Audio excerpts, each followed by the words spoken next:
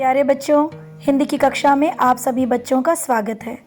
आज हम कक्षा 3 का पाठ 11 सदा मित्र की मदद करो ये पाठ पढ़ने जा रहे हैं। अपने इस पाठ को शुरू करने से पहले मैं आप सभी बच्चों से निवेदन करती हूँ कि आप मेरे चैनल को ज़रूर सब्सक्राइब कीजिए, लाइक कीजिए, शेयर कीजिए। आप सभी का बहुत बहुत धन्यवाद अपने प्यार और सहयोग के लिए। तो आइए हम अपना पाठ शुरू करते हैं। सदा मित्र की मदद करो। मोहन बहुत होशियार और अमीर घर का लड़का था। वह शहर के अच्छे स्कूल में पढ़ता था। उसे अपनी अमीरी पर बहुत घमंड था, इसीलिए वह किसी से भी अपनी चीज़ें बांटना पसंद नहीं करता था। एक दिन अध्यापिका एक नए छात्र सुनील को लेकर कक्षा में आई। सुनील के पिताजी का तबादला उसी शहर में हुआ था। प्यारे बच्चों, ये कहानी शुरू होती है मोहन नाम के एक लड़के से जो पढ़ाई में बहुत ही होशियार था और एक अमीर घराने से ताल्लुक़ रखता था।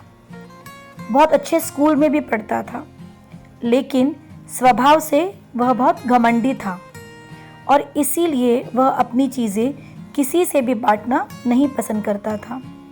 उसी स्कूल में एक दिन एक नया छात्र आया जिसका नाम सुनील था। सुनील के पिताजी का तबादला इसी शहर में हो चुका था।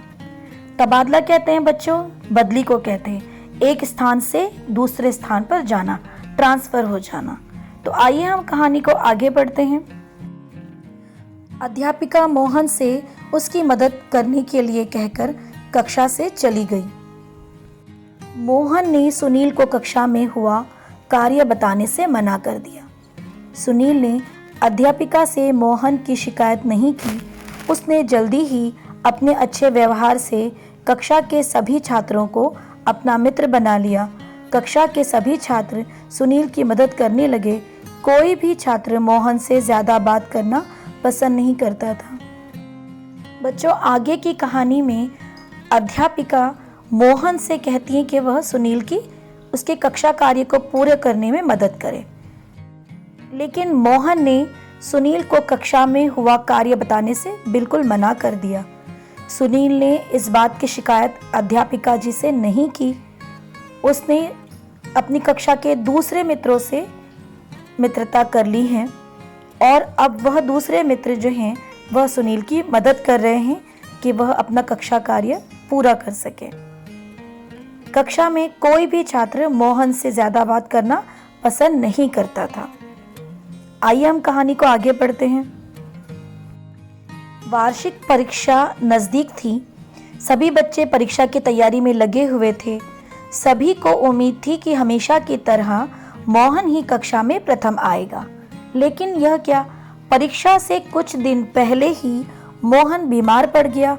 उसे तेज बुखार हुआ और डॉक्टर ने उसे आराम करने के लिए कह दिया। बच्चों, वार्षिक परीक्षा जो प्रतिवर्ष होने वाला जो एनुअल एग्जामिनेशन होता है वो नज़दीक आ चुका था और सभी बच्चे जो हैं परीक्षा की तैयारियों में लग गए थे। सभी को उम्मीद थी, ये भरोसा था, आशा थी, होप थी कि इस बार भी मोहन कक्षा में प्रथम आएगा, फर्स्ट आएगा। लेकिन अचानक ही मोहन बीमार पड़ गया। उसे तेज़ बुखार, फीवर हो गया और डॉक्टर ने उसे आराम करने का कह दिया है। मोहन ने कक्षा के सभी छात्रों से मदद मांगी ताकि वह घर में बैठकर ही परीक्षा की तैयारी कर सके, परंतु उसके व्यवहार से नाराज छात्र उसके घर जाने को तैयार नहीं हुए। वैसे भी सभी अपनी अपनी पढ़ाई में लगे हुए थे। आपको पता ही है बच्चों, क्योंकि मोहन ने कभी किसी छात्र की मदद नहीं की, इसीलिए अब दूसरे छात्र भी उसकी मदद नहीं कर रहे हैं। मोहन चाह रहा था कि वह घर पर ही रहकर परीक्षा की तैयारी करें, लेकिन किसी भी छात्र ने उसकी मदद करने से इनकार कर दिया। चलिए हम आगे बढ़ते हैं। सुनील ने मोहन की मदद करने का निश्चय किया। जब वह मोहन के घर गया तो मोहन सुनील को अपने घर में देखकर हैरान रह गया। उसे वह दिन याद आया जब उसने सुनील की मदद करने से इनकार कर दिया था। उसे अपने व्यवहार पर बहुत पछतावा हुआ। मोहन और सुनील ने एक साथ बैठकर सारे विषय तैयार कर लिए। सुनील मोहन के साथ पूरा दिन बिताता था। धीरे धीरे मोहन बिल्कुल ठीक हो गया। उसके सभी पेपर अच्छे हो गए। प्यारे बच्चों, सुनील ने मोहन की मदद करने का निश्चय किया। निश्चय करना यानी संकल्प करना, डिसाइड करना। जब वह मोहन के घर गया तो मोहन सुनील को अपने घर में देखकर हैरान रह गया। हैरान यानी चकित, सरप्राइज हो गया वो कि सुनील मेरे घर आया है मेरी मदद करने के लिए।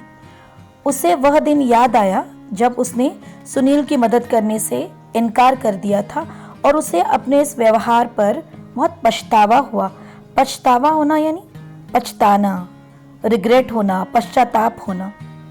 मोहन और सुनील ने एक साथ बैठकर सारे विषय तैयार कर लिए। सारे सब्जेक्ट की पढ़ाई उन्होंने कर ली।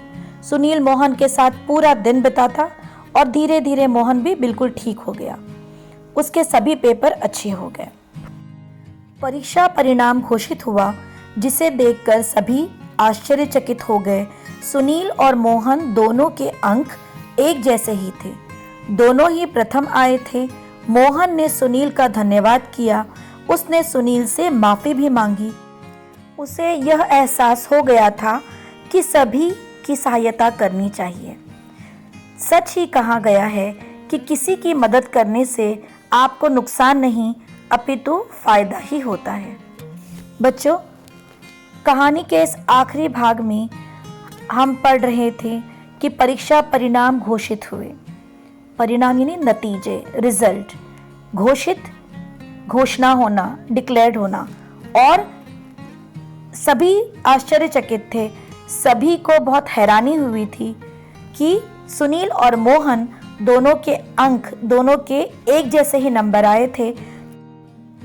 दोनों अपनी कक्षा में प्रथम आए थे।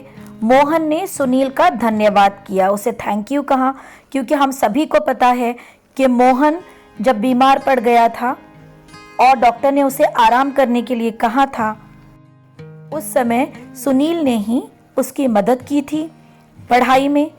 और अब मोहन को इस बात का एहसास हो चुका है कि हमें दूसरों की सहायता करनी चाहिए, दूसरों की मदद करनी चाहिए।